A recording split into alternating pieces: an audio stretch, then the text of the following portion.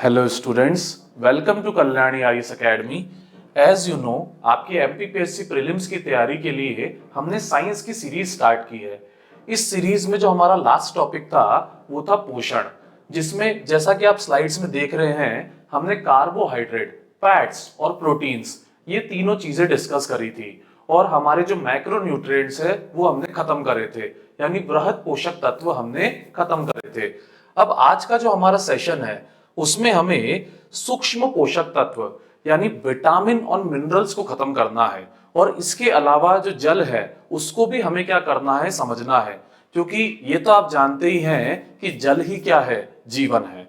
अब इनमें अगर मैं बात करूं तो आई गेस आप जानते ही हैं कि सबसे इंपॉर्टेंट क्या होता है, तो सबसे इंपॉर्टेंट विटामिन होते हैं। और पिछले विगत वर्षों में विटामिन से बहुत सारे क्वेश्चंस भी पूछे गए हैं। पर मैं एक सवाल आपसे पूछना चाहता हूं कि आखिर ये विटामिन क्या होते हैं और हमें इनकी क्यों जरूरत होती है।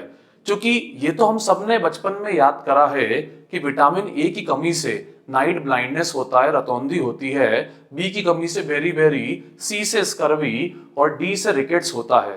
पर इसका सटीक तौर पे मतलब क्या है, तो ये मैं आपको एक कहानी के जरिए समझाने वाला हूं दोस्तों। तो बने रहिएगा हमारे साथ। अब इस कहानी की अगर मैं शुरुआत करूं तो देखिए, सालों पहले एक अफवाह बड़ी प्रचलित थी।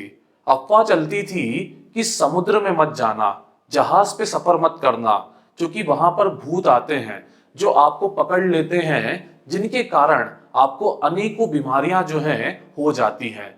अब ये जो है ये क्या थी, मैं जैसा मैंने कहा अफवाह थी, पर अफवाह भी लोगों को तब क्या लगती थी, सच लगती थी।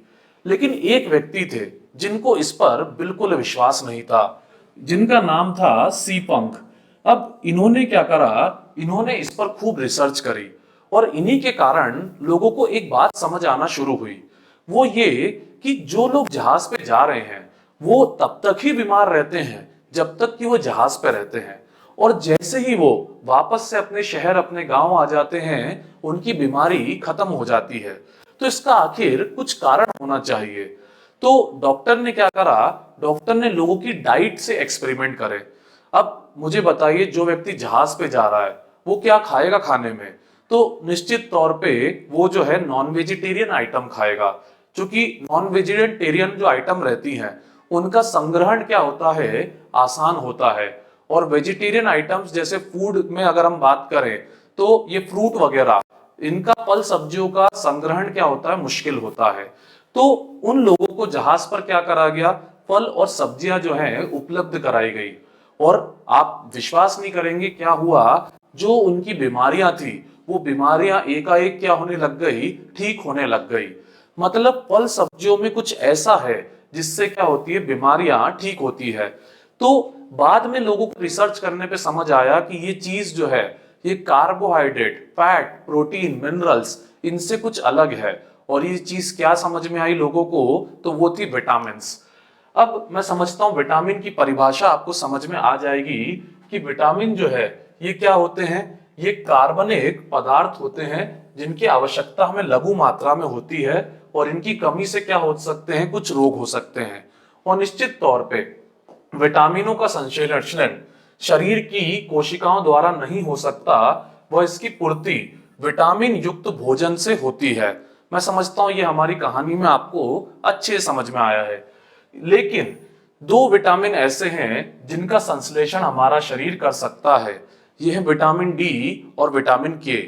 और विटामिन के बारे में तो हमने अपने ब्लड वाले सेशन में भी समझा था कि जो हमारा लिवर होता है वो विटामिन के बनाता है, जो ब्लीडिंग जो है, रक्त का थक्का जो है उसको जमाने में मदद करता है, ब्लीडिंग रोकने में मदद करता है। ठीक है। अब ये विटामिन की क्लासिफिकेशन होता है क्या सर? बिल्कुल होता है। इनको भी हम क्या कर सकते हैं, दो तरह से क्लासिफाई कर सकते हैं। पहला जल में घुलनशील और दूसरा वसा में घुलनशील। सर, जल में घुलनशील और वसा में घुलनशील, इसका क्या मतलब होता है? तो इसका जो मतलब है उसको समझिए जरा, कि जैसे मैं अगर बात करता हूं किसकी, रतौंधी की, यानी कि बात करता हूं मैं क्या करने की, रात में ना दिखाई देने की, नाइट ब्लाइंडनेस की। तो मुझे बताइए, क्या ये बीमारी हर किसी को हो जाती है? निश्चित तौर पे नहीं। ये बहुत कम लोगों में देखने को मिलती है। तो इसकी कोई वजह होगी? तो बिल्कुल है। इसकी वजह ये है कि ये ऐसे विटामिन है जो क्या होते हैं, फैट में, वसा में घुल जाते हैं। मुझे बताइए, हमारे शरीर जो है इसके ऊपर जो चर्बी है ये किसकी बनी है? तो ये वसा की, फैट की बनी है। तो उसमें ये क्या रहते हैं, घुल जाते हैं। मतलब अगर आपने थोड़ी भी गाजर खा ली तो ये आपके शरीर में बना रहेगा और इससे जो है आपको नाइट ब्लाइंडनेस, रतौंधी जैसी बीमारी नहीं होगी। पर मैं आपसे वही एक सवाल करता हूं, मुंह में छाले पड़ना, मुझे बताइए मुंह में छाले हर किसी को कभी भी पड़ जाते हैं, हाँ या ना? तो ऐसा क्यों? तो ऐसा इसलिए कि ये होता है विटामिन सी की कमी होने के कारण। आपने सुना भी होगा कि अगर छाले पड़ गए हैं तो संतरे वगैरह खाओ और नियमित तरीके से खाओ। तो ऐसा इसलिए होता है कि ये सारे विटामिन क्या होते हैं, ये जल में घुलनशील होते हैं। और समझिए, जब भी हम कुछ काम करते हैं, मेहनत करते हैं, तो क्या होता है, हमें पसीना आता है।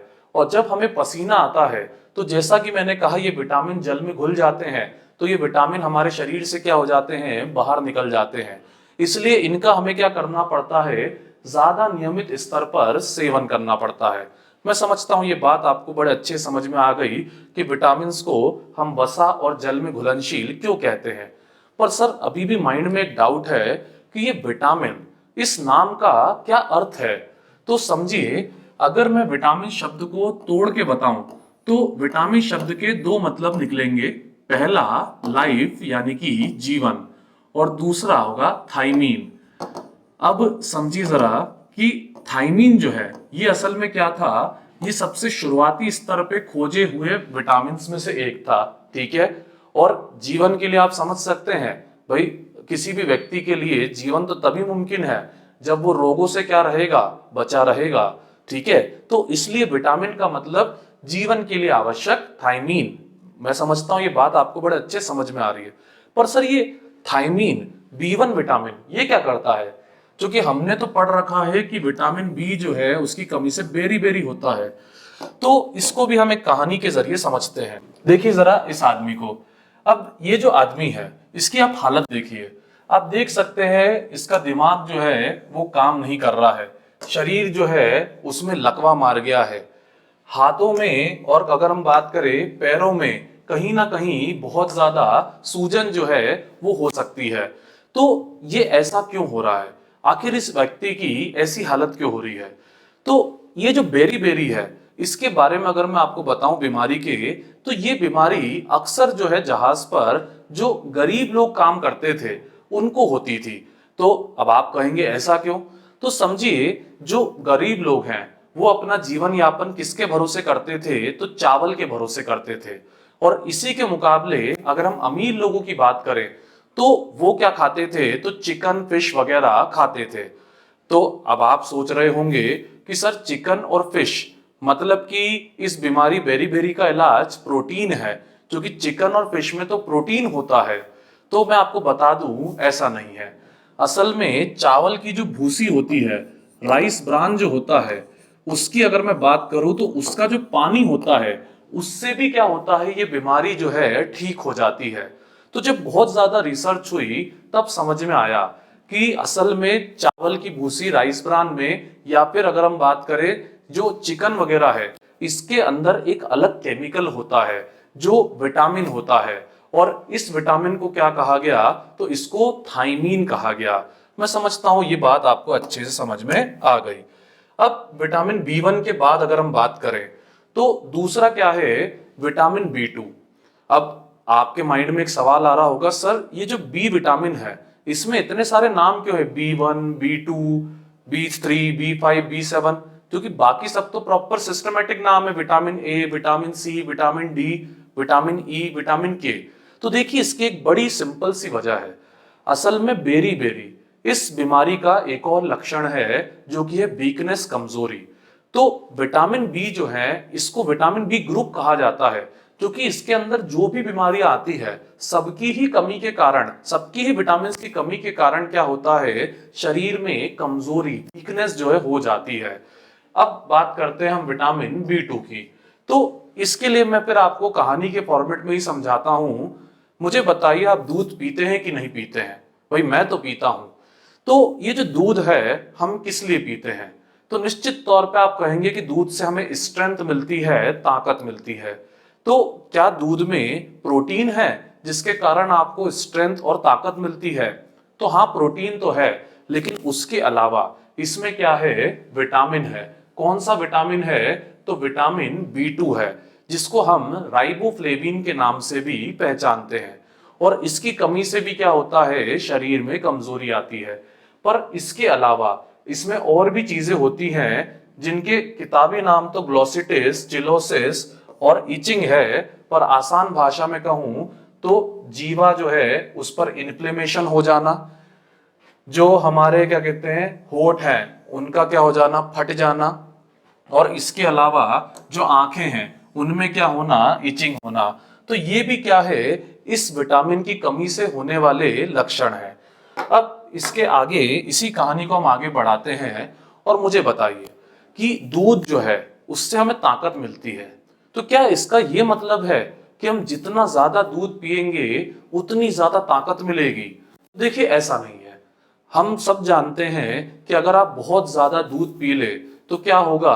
भाई आपको जो है चक्कर आ जाएंगे, और निश्चित तौर पे आप जो है, जो पूरा शरीर है आपका उसमें क्या हो जाएगा? जहर भर जाएगा, उसकी टॉक्सिसिटी बहुत बढ़ जाएगी। तो ऐसा क्यों? क्या ये विटामिन B2 के कारण हो रहा है? तो नहीं। असल में इसमें एक विटामिन होता है बायोटीन, जो कि ज्यादा मात्रा में अगर लिया जाए तो क्या कर सकता है? आपको लकवा तक जो है मार सकता है। पर इसका एक और लक्षण अगर मैं बताऊं, जो मेन तौर पर आपको किताबों में ही पढ़ने को मिलता है, हेयर लॉस। अब मैं समझ रहा हूं कि मुझे देखकर आप यही सोच रहे होंगे कि सर आपको भी फिर क्या विटामिन जो B7 है, बायोटीन है, क्या उसकी कमी हो रही है? तो शायद आप कह सकते हैं। ठीक है। अब बायोटीन के बाद देखिए एक बीमारी को हम समझते हैं, एनीमिया, और फिर इससे जुड़े जो विटामिन है उनको हम समझेंगे। मुझे बताइए एनीमिया क्या होती है? अगर आपने हमारा ब्लड वाला सेशन देखा है तो उसमें आपने ये बात समझी होगी कि हमारे शरीर में क्या है? रेड ब्लड सेल्स होते हैं, लाल रक्त कोशिकाएं होती हैं।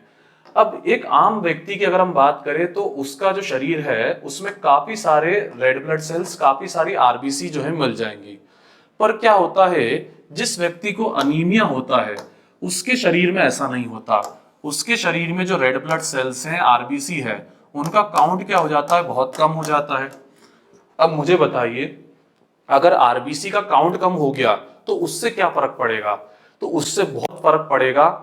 आपका जो शरीर है उसके भीतर जो है एनर्जी यानी कम हो जाएगी और आपको वीकनेस आ जाएगी। मतलब सर, तो देखिए आरबीसी क्या करती है? तो आरबीसी जो है ये ऑक्सीजन का ट्रांसपोर्टेशन, परिवहन जो है करती है। तो अगर आरबीसी कम हो गई तो ऑक्सीजन का ट्रांसपोर्टेशन नहीं होगा। और मुझे बताइए हमें क्या चीजें जरूरी तौर पे चाहिए? तो एक हमें भोजन चाहिए होता है और दूसरा ऑक्सीजन चाहिए होती है। तो ये दोनों चीजें मिलना क्या है? शक्ति बने रहने के लिए बहुत ज्यादा जरूरी है। अब आप कहेंगे कि सर ये आरबीसी कैसे कम होती है जिससे हमें वीकनेस आती है? तो देखिए इसकी वजह भी क्या है? विटामिन है। जैसे इसमें विटामिन जो है, जो इसके लिए जिम्मेदार है, वो कौन सा होता है? साइनोकोबालामिन। ठीक है, जो कि आप एक अन्य नाम से भी पहचानते हैं, विटामिन B12। तो जो फिश लिवर ऑयल होता है उसमें ये साइनोकोबालामिन केमिकल मिलता है, जो एनीमिया यानी रक्तहीनता जो है उसको कम करने में सहायक होता है। पर एक मजेदार बात बताता हूं मैं आपको कि ये जो रक्तहीनता है ये एक और चीज से कम हो जाती है। आप सबने सुना होगा बचपन में मम्मी कहती थी या अभी भी कहती होंगी कि हरी सब्जियां खाया करो, ग्रीन वेजिटेबल्स जो है लिया करो। तो ऐसा क्यों? क्योंकि ग्रीन वेजिटेबल्स भी क्या करते हैं भाई? आरबीसी काउंट बढ़ाने में मदद करते हैं। हमारी जो एनीमिया की प्रॉब्लम है, रक्तहीनता की प्रॉब्लम है, उसको कम करने में सहायक होते हैं। तो अब ग्रीन वेजिटेबल्स में फिर हम बात कर रहे हैं, तो क्या इनमें साइनोकोबालामिन तो होगा जिसके कारण ये रक्तहीनता कम हो रही है? तो ऐसा नहीं है। जो ग्रीन वेजिटेबल्स होते हैं उनमें क्या होता है? फॉलिक एसिड होता है, जिसको हम विटामिन B9 के नाम से जानते हैं। और ये भी क्या करता है? रक्तहीनता को कम करने में सहायक जो है किरदार निभाता है। अब इसके बाद हम फिर से एनीमिया की तरह अब एक बीमारी को समझते हैं, जो कि क्या है, पेलाग्रा। पेलाग्रा की अगर मैं बात करूं तो इसको एक और नाम से पुकारा जाता है, जो कि है 3D। 3D 3D मतलब डर्मेटाइटिस, डायरिया और डिमेंशिया। डर्मेटाइटिस आप देख सकते हैं स्किन कैसी हो रही है इनकी, रफ। डायरिया यानी कि दस्त, और डिमेंशिया मतलब मेमोरी लॉस हो जाना। तो ये बीमारी होती है क्या, पेलाग्रा। अब ये किसकी कमी से होती है, तो ये एक विटामिन की कमी से होती है, जिसकी हम बात कर रहे हैं, जिसका नाम क्या है, विटामिन B3। अब इसकी कमी को दूर करने के लिए भी क्या करा जाता है, फिश लिवर ऑयल जो है दिया जाता है। पर अगर मैं आपको बताऊं तो आप कहेंगे सर इसकी कमी को दूर करने के लिए फिश लिवर ऑयल दिया जा रहा है, तो मतलब क्या साइनोकोबालामीन उसका भी इसमें किरदार है? तो देखिए ऐसा नहीं है। अगर हम बात करते हैं बनाना की, तो बनाना में भी क्या होता है, बनाना में भी विटामिन B3 होता है, पर उसमें साइनोकोबालामीन बिल्कुल नहीं होता है। तो जो बनाना है वो ये बता रहा है हमें कि एक अलग विटामिन है जिसको हम B3 या नियासिन के नाम से पुकारते हैं, जो इस पेलाग्रा बीमारी को दूर करने में सहायक भूमिका निभाता है। इसी के अलावा अगर मैं बात करूं तो जो बनाना है उसमें एक और विटामिन होता है जिसको हम कहते हैं पायरिडॉक्सिन, यानी कि विटामिन B6। अब इसकी अगर मैं सटीक तौर पे बात करूं तो क्या होता है, इसमें जो हमारी स्किन है उसमें क्या पड़ जाते हैं, रैशेस पड़ जाते हैं। कहीं ना कहीं इसको भी आप पेलाग्रा से थोड़ा थोड़ा सिम्टम्स में रिलेट कर सकते हैं। तो अब मैं अगर आपसे पूछूं कि आपको क्या लगता है एग्जाम में किस तरह के क्वेश्चन आएंगे, तो देखिए विटामिन कौन सा किस चीज में मिलता है, ये बड़ा कॉम्प्लिकेटेड सवाल रहता है और इस पे काफी उंगलियां भी उठती है। तो सबसे इंपॉर्टेंट सवाल तो यही होते हैं कि कौन सा विटामिन जल में घुलनशील है, कौन सा वसा में घुलनशील है। इसके अलावा किस विटामिन का नोमेनक्लेचर में क्या नाम है, ये सबसे इंपॉर्टेंट सवाल है, ये आपको पता होना चाहिए। बाकी चीजें एनीमिया, पेलेग्रा, ये चीजें थोड़ी थोड़ी क्या करती हैं, वेरी कर जाती है। अब इसके अलावा अगर मैं बात करूं तो बी कॉम्प्लेक्स ग्रुप जो है उसमें एक और विटामिन होता है पेंथोनिक एसिड, जिसको हम क्या बोलते हैं, विटामिन B5। और इसके सिम्टम्स की अगर हम बात करें तो ये भी क्या है, वही वीकनेस वाला ही किरदार निभा रहा है। आई गेस मैं आपको समझा ही चुका हूं कि बी ग्रुप के अंदर जितने भी विटामिन आते हैं उन सब की कमी से हमें क्या होती है, कमजोरी होती है। अब बी ग्रुप के अलावा जो जल में घुलनशील विटामिन होते हैं उनमें एक और इंपॉर्टेंट विटामिन है, जो कि है विटामिन सी। अब विटामिन सी का भी एक दूसरा नाम है जिसको हम कहते हैं एस्कॉर्बिक एसिड। अब ये क्या करता है, तो देखिए एक नॉर्मल व्यक्ति के दांतों को, अब नॉर्मल व्यक्ति के दांत जो है ऐसे नजर आते हैं, पर वहीं हम एक ऐसे व्यक्ति की बात करें जिसके शरीर में विटामिन सी की डेफिशिएंसी है, कमी है, तो उसके दांत जो है कुछ ऐसे नजर आएंगे, जिसको हम कह सकते हैं आसान भाषा में उसके मसूड़ों में सूजन होगी, उसके मुंह में अल्सर्स होंगे। तो अब ऐसा क्यों होता है, तो ये तो आप समझ ही चुके हैं विटामिन सी की कमी से होता है। पर इसका इलाज क्या है, तो मैं समझता हूं जब आप डॉक्टर्स के पास जाते हैं तो डॉक्टर आपको क्या कहते हैं, संतरा खाओ या फिर सीट्रस फ्रूट्स खाओ, नींबू वगैरह लो। अब ऐसा क्यों, क्योंकि इनमें क्या होता है, विटामिन सी होता है, और वो ये कहते हैं कि रोज एक संतरा खाओ तो आपका 3-4 दिन में विटामिन सी की कमी दूर हो जाएगी। जो कि मैं आपको समझा चुका हूं, जल में घुलनशील विटामिन हमारे शरीर से जो हम स्वेट निकालते हैं या यूरिनेशन करते हैं, इन दोनों के माध्यम से शरीर से बहुत जल्दी बाहर हो जाते हैं। तो इन्हें नियमित मात्रा में लेना हमारे लिए बहुत बहुत आवश्यक होता है। ठीक है, मैं समझता हूं ये सारे विटामिन आपको अभी अच्छे से क्लियर हो रहे हैं, और जल में घुलनशील विटामिन जो है आपको एक स्टोरी की तरह बड़े अच्छे से याद हो गए हैं। अब हम बात करते हैं वसा में घुलनशील विटामिन की। इनकी अगर मैं बात करूं तो इनमें सबसे पहला आता है विटामिन ए, जिसको हम कहते हैं रेटिनॉल, और इसकी कमी से बीमारी होती है क्या, नाइट ब्लाइंडनेस, रतौंधी। मैं कह सकता हूं कि जो टाइटैनिक का जहाज है हो सकता है इसी बीमारी के कारण डूबा हो, क्योंकि टाइटैनिक के जहाज पर क्या हुआ था, जो व्यक्ति नजर रखने के लिए रखा गया था, अब ऐसे ही मजाक कर रहा हूं मैं, जो व्यक्ति नजर रखने के लिए रखा गया था उसको अपने सामने बर्फ का टीला जो है नजर नहीं आया, जिसके कारण जहाज क्या हो गया, टकरा गया। तो नाइट ब्लाइंडनेस यानी रतौंधी, ये ऐसी बीमारी होती है जिसमें एक निश्चित समय के बाद हमें दिखना बंद हो जाता है। अब किताबों में इससे रिलेटेड एक टर्म और आप पढ़ते हैं जो कि होती है जीरोप्थेल्मिया। जीरोप्थेल्मिया अगर मैं बात करूं, आंखों का सूख जाना, ड्राइड आइज। जैसे कुछ लोगों को आपने देखा होगा, उनकी आंखों में बहुत जलन होती है। तो मेरे तो सामने ऐसे कई एग्जांपल्स हैं। वो बहुत जलन होने का कारण क्या होता है, आंखों में जो पानी होता है वो उनका क्या हो जाता है, सूख जाता है। असल में जो हमें आंसू आते हैं वो कुछ और नहीं है, जब आंखों में पानी ज्यादा बढ़ जाता है तो वो क्या होता है, हमारी ऊपर की ग्लैंड से नीचे तक नहीं जा पाता है और वो क्या होता है, हमारे बाहर आकर टपकने लग जाता है। तो ये है नाइट ब्लाइंडनेस जो आप अच्छे समझ गए। और मैं समझता हूं आप इसके बारे में ये जानते ही होंगे कि अगर आप कैरेट खाते हो, गाजर खाते हो, तो उससे जो है आंखें अच्छी रहती है, क्योंकि उसमें क्या होता है, विटामिन ए होता है। ए के बाद जैसा कि आपने इस डायग्राम में देखा, कौन कौन से विटामिन वसा में घुलनशील होते हैं। तो देखिए, vitamin A, vitamin D, vitamin E, vitamin के। नेक्स्ट है हमारा विटामिन डी, जिसको हम कहते हैं कैल्सीफेरॉल। अब इसके बारे में आपने बचपन में याद करा है कि इसकी कमी से आपको बीमारी हो जाती है, जिसका नाम क्या है, जिसका नाम है रिकेट्स। पर मुझे एक बात बताइए, क्या मैंने इस स्लाइड में गलत लिख दिया है? ऑस्ट्रोमलेशिया नहीं, गलत नहीं लिखा है, सही लिखा है। तो समझिए जरा, होता क्या है कि जो छोटे बच्चे रहते हैं उनकी अगर हम बात करें तो उनकी हड्डियां जो हैं जब वो खराब हो जाती हैं, टूट जाती हैं, फ्रैक्चर हो जाती है, कमजोर हो जाती हैं, तो उसको हम क्या कहते हैं, रिकेट्स कहते हैं। ठीक है, जो कि विटामिन डी की कमी से होता है। पर यही की यही प्रॉब्लम जब किसको होती है, एडल्ट्स को होती है, तो उसको हम क्या कहते हैं, उसको हम ऑस्ट्रोमलेशिया कहते हैं। ये चीज आपको पता होनी चाहिए, एग्जाम्स में इसी तरह के सवाल जो हैं आजकल पूछे जाते हैं। ठीक है, अब आप कहेंगे सर विटामिन डी की कमी के लिए फिर क्या किया जाए? तो देखिए, विटामिन डी का सबसे अच्छा सोर्स है सनलाइट।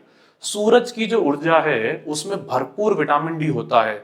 इसीलिए कहा जाता है कि रोज हमें 10-15 मिनट क्या करना चाहिए, सूरज जो है उसकी गर्मी लेना चाहिए। ठीक है, विटामिन डी के बाद नेक्स्ट है विटामिन ई। अब इस विटामिन की अगर मैं बात करूं तो एक चीज समझिए, कोई सा भी विटामिन, उसकी अगर हम बात करें तो उसका एक या दो फायदे नहीं होते हैं, उसके कई फायदे होते हैं। पर कुछ ऐसे फायदे रहते हैं जिनके लिए वो विटामिन बहुत ज्यादा प्रचलित होता है। उदाहरण के लिए अगर मैं विटामिन ई की बात करूं तो ये बहुत ज्यादा प्रचलित है, किसके लिए, फर्टिलिटी के लिए, मतलब जनन क्षमता के लिए। मतलब ये रिसर्चेस में पाया गया है कि जो लोग विटामिन ई जिनके शरीर में भरपूर होता है, उन लोगों का जो स्पर्म काउंट रहता है, शुक्राणु जो रहते हैं, वो क्या होते हैं, भरपूर मात्रा में होते हैं, और उनकी जो फर्टिलिटी है, जो जनन क्षमता है, वो दूसरों के मुकाबले अधिक होती है। अब आप कहेंगे सर ये विटामिन ई किस में होता है? तो देखिए, बहुत सारी चीजों में होता है, पर मैं स्पेसिफिक अगर बताना चाहूं तो नट्स वगैरह जो हम खाते हैं, ड्राई फ्रूट्स वगैरह, उनमें जो है विटामिन ई थोड़ा ज्यादा पाया जाता है। विटामिन ई के बाद नेक्स्ट अगर हम बात करें तो विटामिन के। अब विटामिन के, मैं समझता हूं अगर आपने हमारा ब्लड का सेशन देखा है तो उसमें बड़े अच्छे से आपने समझा होगा कि कैल्शियम और विटामिन के, ये दो चीजें जो रक्त का थक्का है उसको जमाने में काफी सहायक होती हैं। पर इसमें अगर हम इस स्लाइड में बात करें तो विटामिन के असल में क्या करता है, विटामिन के जो हमारे शरीर में बनता है, ये क्या करता है, ये ब्लड क्लॉटिंग प्रोटीन्स जो है उनको बनाने में मदद करता है। डिटेल के लिए आप हमारा ब्लड वाला सेशन जो है वो देख सकते हैं। ठीक है, अब यानी अगर मैं किताबी भाषा में कहूं तो ये क्या कर रहेगा, रक्त का जो थक्का है उसको जमाने में अगर पूछा जाए कौन सा विटामिन सहायक है, तो उसका जवाब होगा विटामिन के। ठीक है, चलिए आगे बढ़ते हैं। अब इसी के साथ हमारे सारे विटामिन क्या होते हैं, खत्म होते हैं। अब विटामिन के बाद अगर हम बात करें तो नेक्स्ट चीज होती है मिनरल्स। अब मिनरल्स की अगर मैं बात करूं, इसको लेकर सबसे पहले जो सवाल आपके माइंड में आना चाहिए वो ये है कि मिनरल्स क्या होते हैं और ये कैसे बनते हैं। तो इसको अगर हम समझना चाहें तो ज्योग्राफी के तरीके से हम समझ सकते हैं।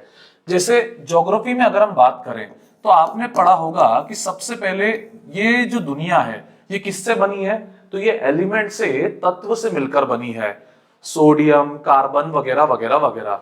अब ये एलिमेंट्स मिलकर क्या बनाते हैं, तो ये जब मिल जाते हैं तो इनसे मिलकर क्या बनता है, मिनरल्स बनते हैं। अब मिनरल्स की अगर हम बात करें तो क्या ये हमें ऐसे ही मिल जाते हैं, तो ये ऐसे ही नहीं मिलते हैं।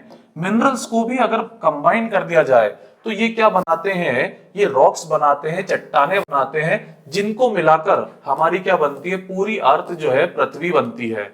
सर ये बात तो ज्योग्राफी के तरीके समझ में आ गई, पर फिर भी मिनरल्स होते क्या है, तो समझिए कि हमें जिस तरह से विटामिन चाहिए होते हैं उसी तरह से किसी स्पेसिफिक वर्क के लिए हमें मिनरल्स भी रिक्वायर्ड होते हैं।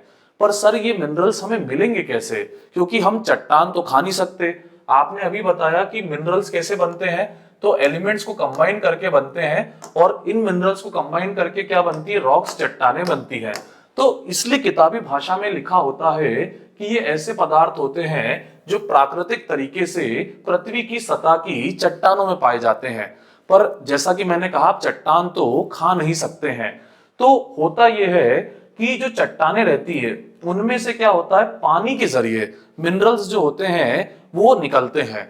और ये पानी जो है कौन एब्जॉर्ब करता है, ये पानी पौधे पीते हैं, जिसके जरिए मिनरल्स जो है वो पौधों में आ जाते हैं। अब मुझे बताइए, हम इंसान क्या खाते हैं, तो निश्चित तौर पे हम फल सब्जियां खाते हैं। तो इन फल सब्जियों के जरिए मिनरल्स क्या होते हैं, हमें प्राप्त हो जाते हैं।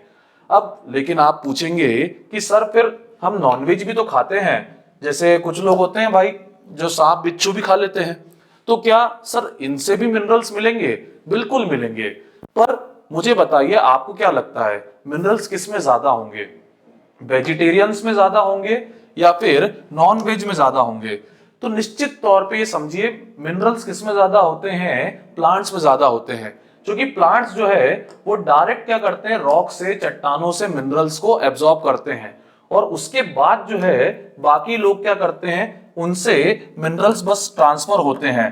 तो जैसे जैसे फूड चेन में आगे बढ़ते जाते हैं वैसे वैसे मिनरल्स क्या होते जाते हैं, होते चले जाते हैं। इसलिए कार्निवोरस एनिमल जो रहते हैं उनके अंदर सबसे कम मात्रा में मिनरल खाए जाते हैं। इसीलिए कई लोग कहते हैं कि शाकाहारी जीवन ही क्या है, सबसे उत्तम जीवन है। मैं समझता हूं मिनरल्स क्या होते हैं आपको अच्छे समझ में आ गया। अब लेकिन जब एग्जाम में सवाल आते हैं तो एग्जाम के सवाल स्पेसिफिक मिनरल के कार्यों को लेकर आते हैं। जैसे सबसे पहले हम बात करते हैं किसकी, सोडियम की, और इसके बाद हम बात करेंगे मुख्यतः कैल्शियम की। सोडियम, कैल्शियम ये क्या है, ये वो मिनरल्स हैं जो हमें सबसे ज्यादा चाहिए होते हैं।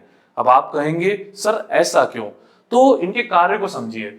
जैसे सोडियम, मुझे बताइए कोई भी एथलीट अगर क्या कहते हैं बहुत ज्यादा कोई स्पोर्ट्स खेल रहा है, तो मुझे बताइए उसको बीच में क्या चाहिएगा, निश्चित तौर पर उसको एनर्जी ड्रिंक चाहिएंगे, गेटोरेड वगैरह चाहिएंगे।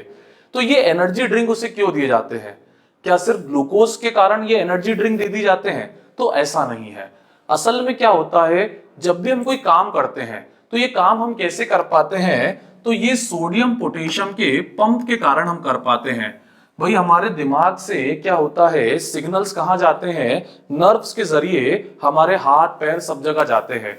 पर ये जो हमारे हाथ पैर में सिग्नल्स चलते हैं ये किसके कारण चल पाते हैं, ये सोडियम और पोटेशियम जो है उनके मूवमेंट के कारण चल पाते हैं। इसी के जरिए हमारा दिमाग क्या करता है, अब इलेक्ट्रिकल इंपल्स के जरिए संदेश जो है हमारे हाथ पैर द्वारा तक पहुंचाता है।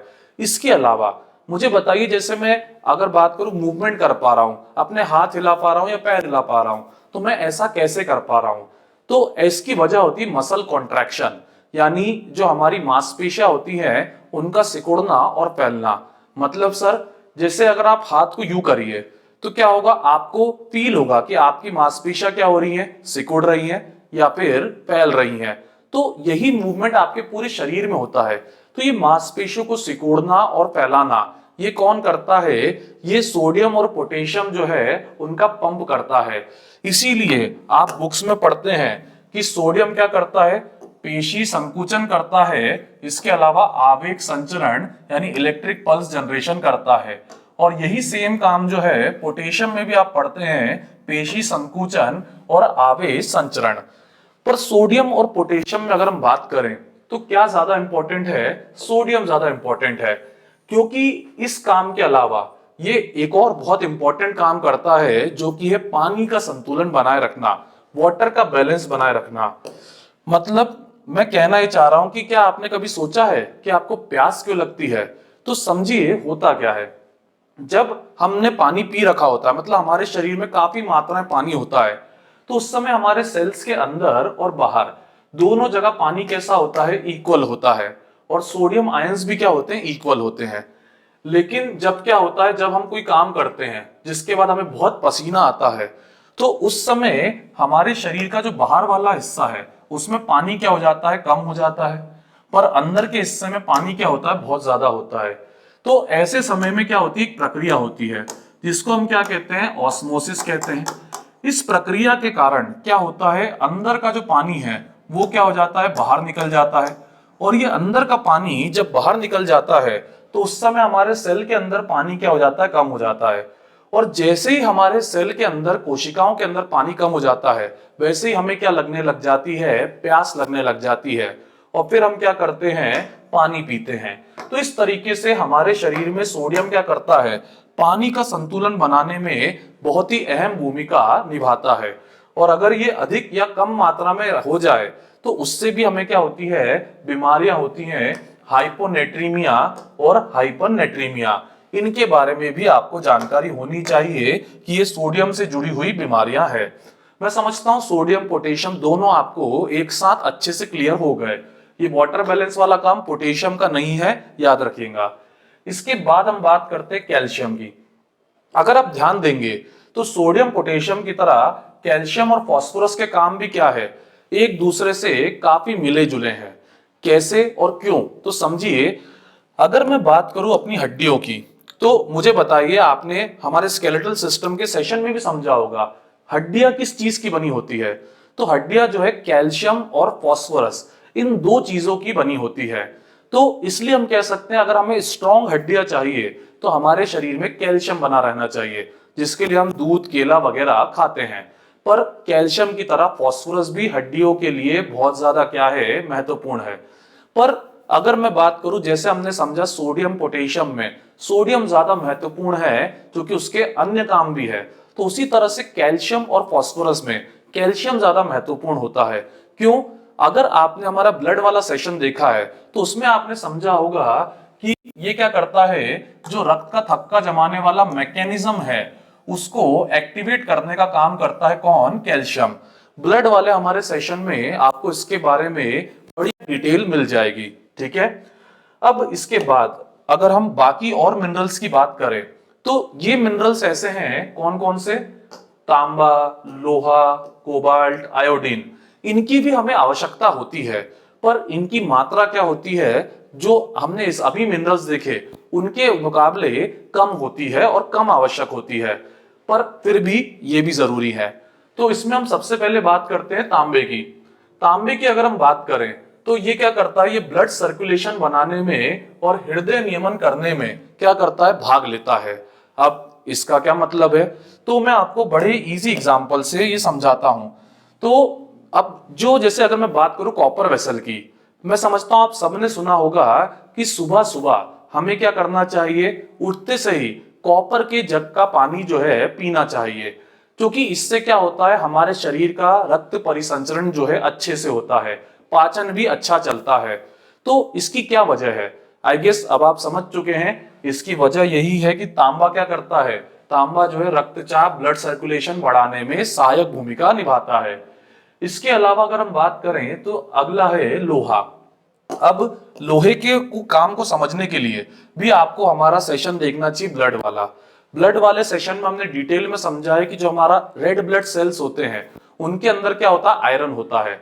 ये जो आयरन है ये क्या करते हैं? हीमोग्लोबिन को बनाने में अहम भूमिका निभाते हैं। और हीमोग्लोबिन बहुत इंपॉर्टेंट है क्योंकि इसको अगर हम तोड़ें तो दो भाग बनते हैं, एक हीम और दूसरा ग्लोबिन। तो और ये जो ग्लोबिन है ये क्या करता है? ये ऑक्सीजन का ट्रांसपोर्टेशन करता है। भाई हम जो सांस लेते हैं, जो हमारे फेफड़े में आती है, वो हमारे रक्त के जरिए ही हमारे सेल तक पहुंचती है। तो ये जो रक्त के अंदर ट्रांसपोर्टेशन होता है ये आरबीसी के अंदर हीमोग्लोबिन में के अंदर होता है। और इसमें सहायक भूमिका कौन निभाता है? आयरन मिनरल निभाता है। इसके अलावा अगर हम बात करें तो अगला है कोबाल्ट। कोबाल्ट की अगर हम बात करें तो ये भी क्या है? आरबीसी के निर्माण में सहायक होता है। इसके अलावा विटामिन B12 के निर्माण में भी ये सहायक होता है। मैं समझता हूं आपने सुना ही होगा कि अगर किसी व्यक्ति को कमजोरी हो जाती है तो डॉक्टर क्या कहते हैं? इसको विटामिन B12 के इंजेक्शन दिया जाए, उससे इसके शरीर की कमजोरी क्या हो जाएगी? कम हो जाएगी। ठीक है। इसके बाद last but not the least, iodine.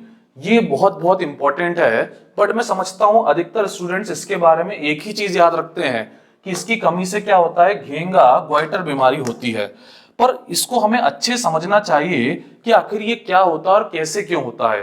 तो समझिए, जैसे हम भारत की, इंडिया की बात करें तो मुझे बताइए, क्या आपने इस तरह के गले अधिकतर किसी के देखे हैं? ग्वाइटर घेंगा वो बीमारी होती है जिसमें गले का जो थायराइड ग्लैंड होता है, ग्रंथि होती है, वो क्या हो जाती है? सूज जाती है।